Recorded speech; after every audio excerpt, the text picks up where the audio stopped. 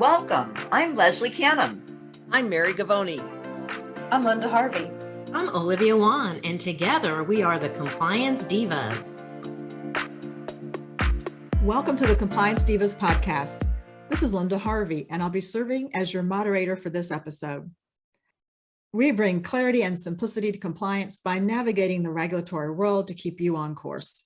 Subscribe to the Compliance Divas podcast through your favorite podcast channel or on our website, thecompliancedivas.com. And any resources we mentioned during our podcast can be found at thecompliancedivas.com. And you can always submit your questions to support@thecompliancedivas.com. I am particularly excited about this episode because three of the divas just attended a very important conference. What conference was it, you may wonder? Well, it was the OSAP Annual Conference, the Organization for Safety, Asepsis, and Prevention. This marked their first in-person conference since 2019.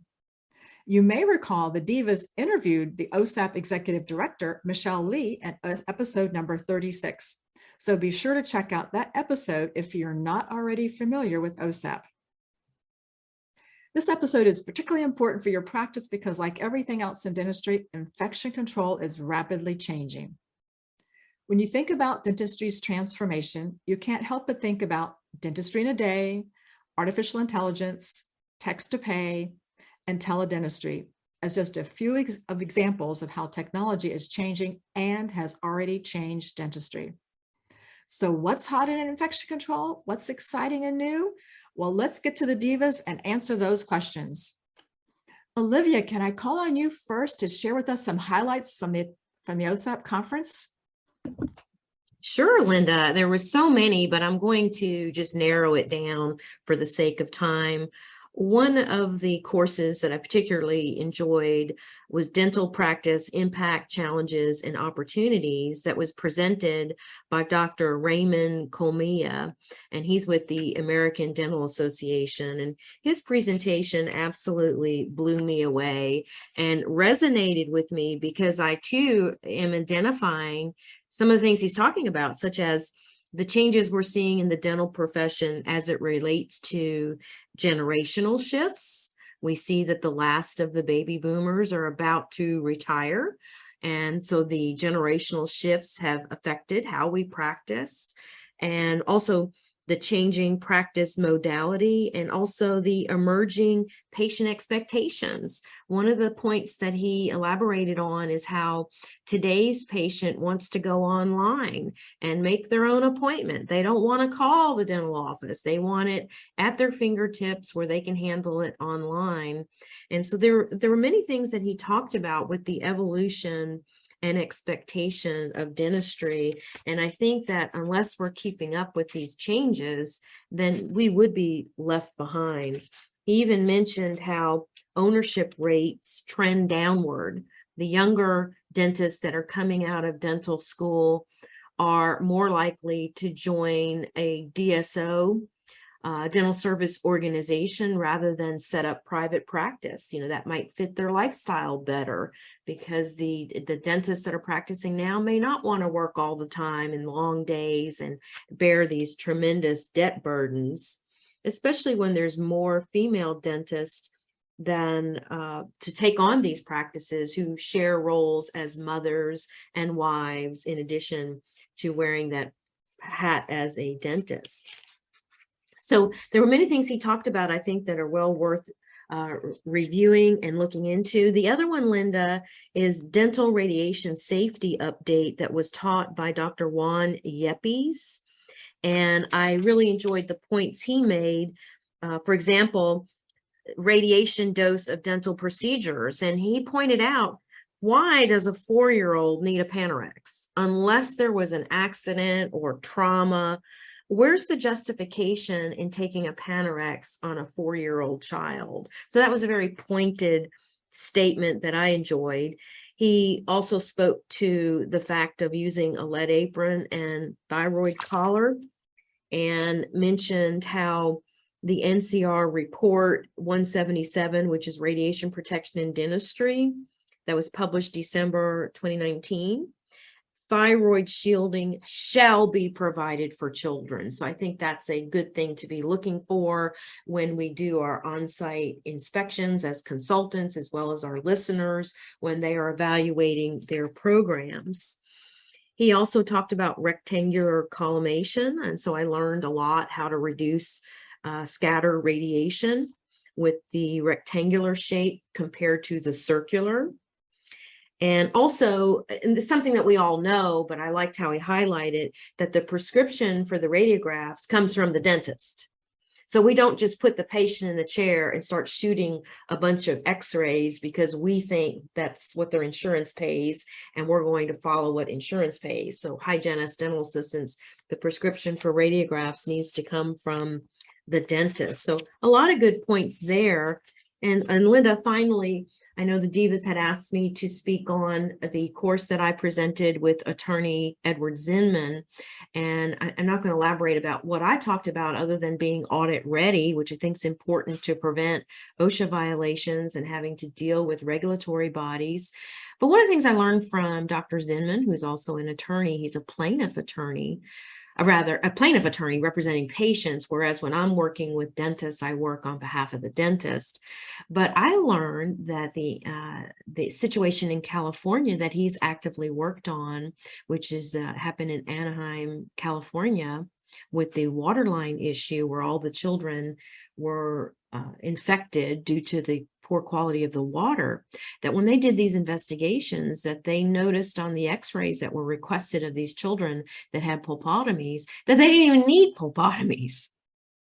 So there was these fraudulent procedures being conducted on this low socioeconomic area in California where these Hispanic children were having services that they did not even need. So that was discovered through auditing the radiographs of children that had pulpotomies.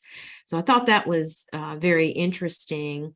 And I also learned how involved Leslie was in this particular court case. So I appreciate that our fellow Diva was so hands-on with on-site consultation and actually trying to uncover some of the flaws of this practice. So I really learned a lot. And with Dr. Zinman, once again, he's more the plaintiff side and I'm more working for the dentist. So putting us together was an interesting combination, Linda. Olivia, what 3 important but rapid fire points you made. So I want to first circle to say that radiation is something we can't take for granted in our practices. We think it's so easy now because everything is digital and it's sort of like point and click, but there's still a science behind it and there's still regulations. So thank you for pointing that out. And thank you so much for pointing out some of the differences between how we need to look at our practice and being safe and providing quality care in a safe environment, whether it's safe water and safe care. And then thinking about just the generational change in our dentistry is changing right before our face. So that's just the thing that we all have to be working through and welcoming new team members and the fact of how we all work together as a cohesive team. So thank you, Olivia. Mary, please tell me some things that you can share with our listeners. What were your takeaways? Oh, how much time do we have, Linda? This was such a great meeting, especially since, as you said, it was the first one in 3 years that was live and in person. And the energy at OSAP is always very high because the conference and the organization attracts members and participants that are very dedicated to safety, and can't say enough to our listeners about planning either to become an OSAP member and to attend a couple of the meetings that OSAP does during the year. The first is boot camp, which is a total immersion in infection prevention and control course. The dates for next year are January 23rd to 25th. And it will be in Atlanta. So the location will be announced. You can go to osap.org to get more information about that. And the annual conference next year, the dates are May 31st through June 3rd, and it will be in Tucson, Arizona.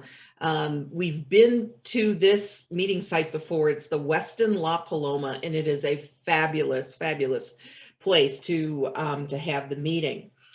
One of the strengths of the OSAP annual conference, I think, is that we being the planning committee and the organization, invites the experts from all the various agencies that are involved in safety regulation, OSHA, CDC, Food and Drug Administration, EPA. And so we get the information straight from the experts.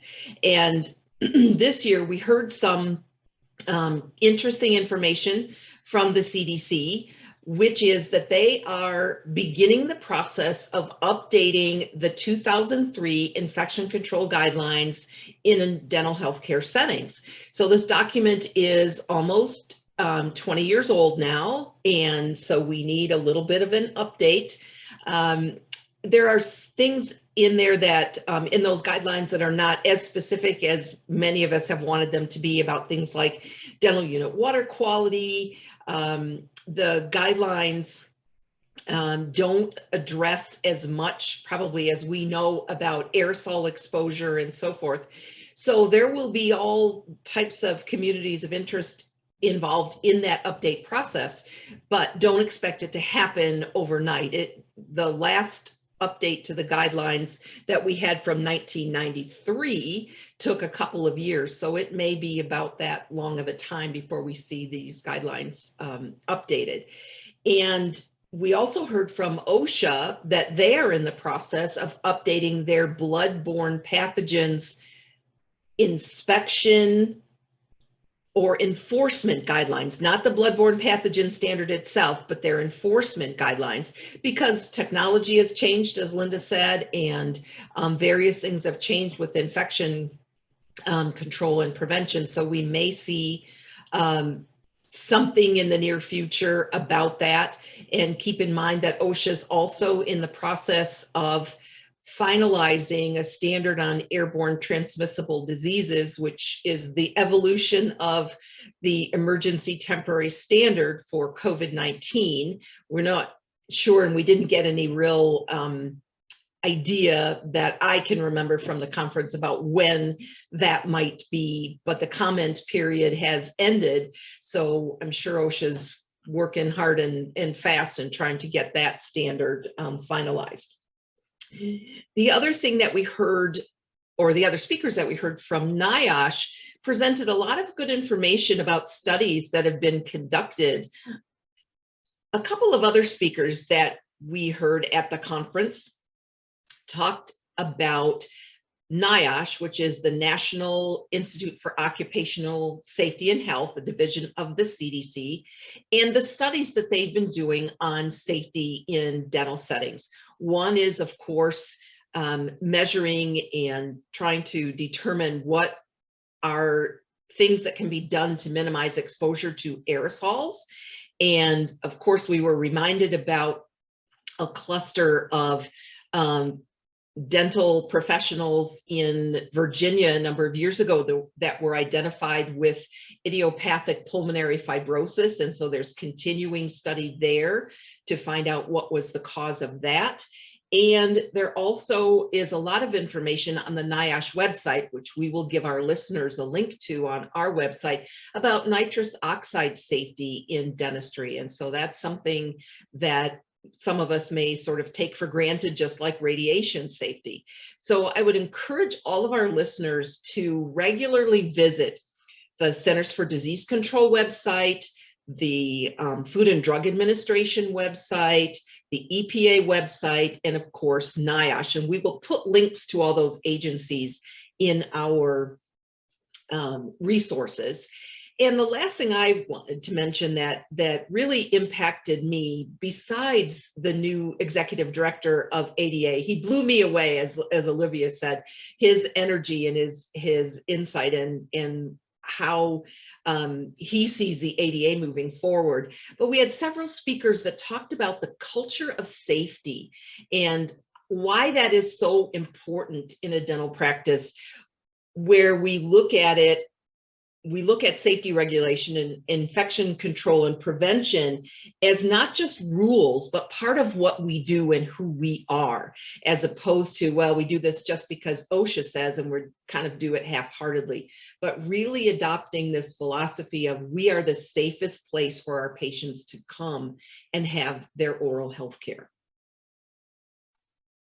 Mary, I'm speechless. Regulatory updates are so very important. Thank you. And I know to some it may seem like a boring or overwhelming area, but it just has such a direct impact on every dental practice across the country. It's really important that our listeners be aware of these pending changes so they can be prepared for changes coming in the future. Like you said, with CDC, it might be a year or two. We don't know when the OSHA standards are going to be updated exactly, but the fact that they're in the works, we have to be prepared for change. And I love the culture of safety. That's a newer concept in dentistry, which we all know has not been new in medicine. It's been our medical counterparts have talked about a culture of safety and error prevention and prevention of medical errors, for decades now. So I'm glad that dentistry is now embracing more of that and talking about our culture of safety and defining that, because we have a mission statement for our practice, but do we have a mission statement about our culture and our safety approach? And it's who we are. And we have to own it and be part of this change and the challenges of keeping up with a safe practice. So thank you so much, Mary. Leslie, please share with us some of your takeaways. Well, certainly, Linda. I have to just piggyback on what Mary said about having the experts right there at our disposal, that we have people from CDC, from American Dental Association. Dr. Colmiel was absolutely an incredible and engaging speaker. I loved his message. We had somebody from OSHA. We had somebody from FDA. So I look forward to the OSAP conference because I can bring my very specific questions right to the experts. I make a little list and I try to make sure I spend some time seeking out their opinion and what they would guide people on based on what their positions are working in these agencies. There was another agency that I spoke with that I was very impressed with. Actually, they spoke to us, but I spoke to somebody from the agency. It was called AAAHC. And for those that aren't familiar, that means Accreditation Association for Ambulatory Health. And it's actually an association that helps dental and medical facilities that want to, on a voluntary basis, make sure that they are doing the right thing. They have the safety culture, they have the policies and protocols in place. So they volunteer to go through this accreditation.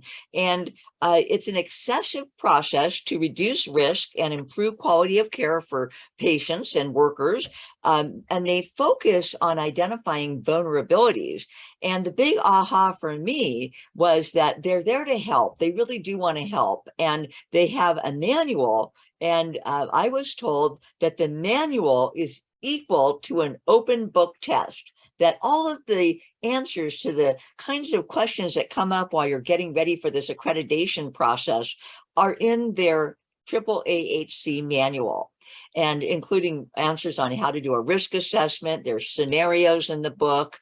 And I felt that that was interesting and good information for those of the listeners that we have who are a part of a dental group or practice where they do go through that accreditation. We have another group of another accreditation joint commissions that's required for federally funded facilities, and they were present as well. I'm looking forward to listening to the recordings, because there was one thing about OSAP is that the breakout sessions make it very hard for you to choose which classroom you want to be in, because there's usually 3 fantastic subjects all going on at the same time. So I'm looking forward to the recording so I can get a little bit more information about what they called quality checkup, risk reduction, and improved quality through accreditation. Now, I also enjoyed Olivia and Dr. Zinman's presentation. And my big takeaway from Dr. Zinman's presentation was how important it is for dentists to follow the CDC guidelines. And he pointed out that 35 states have adopted either all or part of CDC guidelines for dentistry.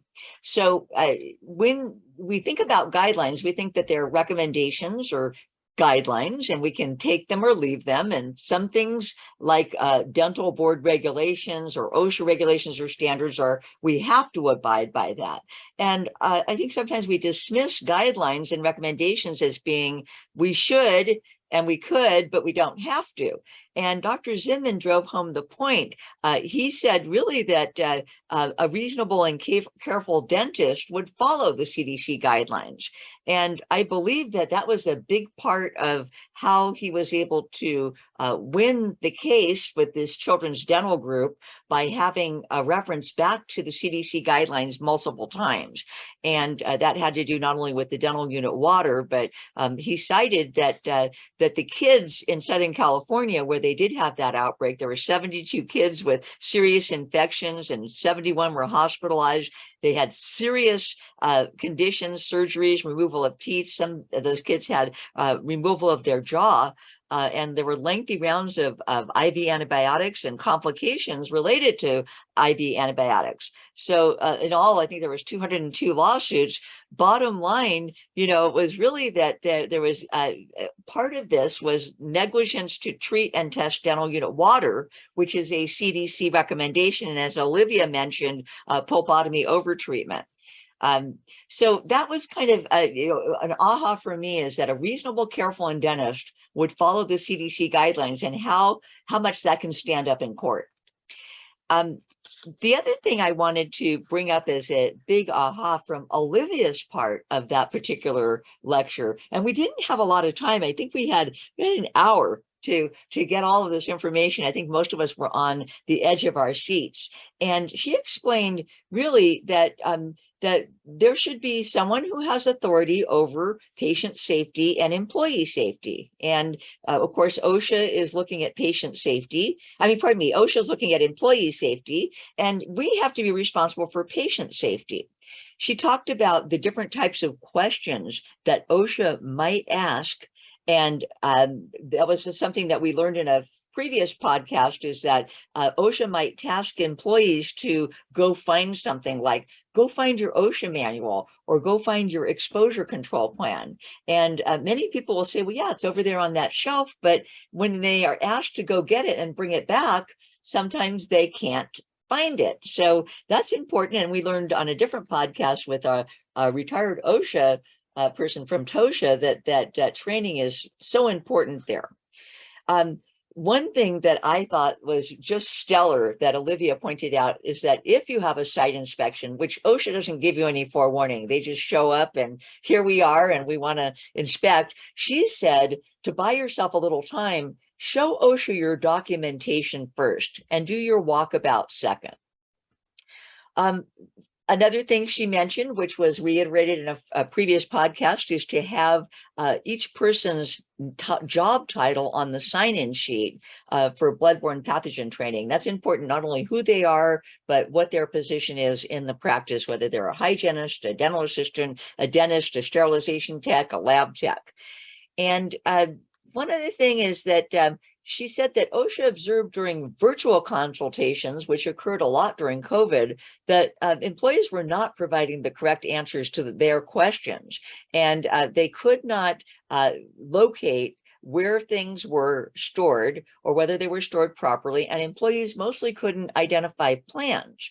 So that really resonated with me, is that, oh boy, I have some extra reminding to do when I go back into dental offices and conduct training. I want to make sure that everyone not only nods their heads and says yes, but can actually take action and find things. And then I did have one final takeaway. For me, there's so much as well, and I don't want to take up the entire podcast, but our beloved Dr. John Molinari, who had given his final lecture, he's retiring from the lecture circuit, talked about surface disinfection, current and emerging technologies. And he reminded us that disinfectants have been around for a long, long time. And he pointed out the case of Joseph Lister in 1867. You might remember that name from Listerine. That's where Listerine got its name. But he introduced carbolic acid, now known as phenol, as a way to sterilize surgical instruments and to clean wounds. He brought up that disinfectants have advanced and there's new formulations available today, and there's no one perfect disinfectant. He warned us against using different disinfectants on the same surface. He said we should absolutely, before we use a different disinfectant, take the time to remove old disinfectant before introducing a new one. So most of the time that would be using a mild detergent and water to remove the old disinfectant before you start with a new product. He said because you don't want to combine different disinfectant chemicals on the same surface. And when he was asked about hypochlorous acid fogging, that was something that was, the big question during 2020 with COVID and 2021. He responded that there was not enough science and that fogging requires special PPE, which was not taken into consideration, I think, by a lot of dental offices that rushed to try to attack COVID or SARS-CoV-2 in the air. And he gave us some final warnings. He said, don't do things that don't have good science. He reminded us that bugs are smart and they can adapt to survive, and cited that staph bacteria has adapted to penicillin in the early 40s. So we really need to be careful and cautious. And again, don't do things that don't have good science. And that's, only a fragment of the pearls I took away from the days that I attended the OSAP conference this year in 2022. Wow, Leslie, those are some powerhouse points. And before I bring us to a close here in a minute, Mary, you had one other thing to contribute? Oh, I just have to mention John Molinari's favorite quote. Thank you, Leslie, for all that insight into the information he shared with us. But John's favorite quote, especially during COVID, has been science where facts matter more than opinions. And I think we've seen lots of craziness around opinions rather than facts during this. Oh, thank you for sharing that, Mary. And I would like to point our listeners to episode number 58, where we did an interview with Dr. John Molinari. So that is one that's priceless as well. And we think about facts being so important. Facts are important when it comes to looking at the guidelines and not dismissing them because it's something we don't want to do or don't think it applies. The guidelines do apply, and there's many good reasons why they do. This didn't just happen in California. This is something that can happen anywhere and does happen around the country. So thank you, Divas, for these amazing points about the conference. Truly, OSAP is always, and I want to underscore always, presenting top-notch, cutting-edge programs to keep your practice up to date. So please be sure to share this episode with your dental friends and team members in particular. Be sure you check out the OSAP website, join, come to a conference. We'd love to see you there. And as food for thought, when it comes to your disinfection, instrument processing, and sterilization practices, if you are simply doing them because it's the way you've always done something, or it's what you learned in school, then you might consider double checking, check the science, be sure that what you're doing is the most up-to-date process or procedure. It's so imperative that the entire team be on the same page because it's not about who's right or wrong. It's about identifying the best practice and following the manufacturer's instructions for use. And identifying these best practices, go to the same watering hole that the Divas do and attend OSAP and become a member today. So thank you for tuning in to the Compliance Divas podcast. You will find all of our episodes on our website, thecompliancedivas.com, along with today's resources. We welcome questions at support@thecompliancedivas.com. And we'll be back next week with more timely compliance updates for your practice.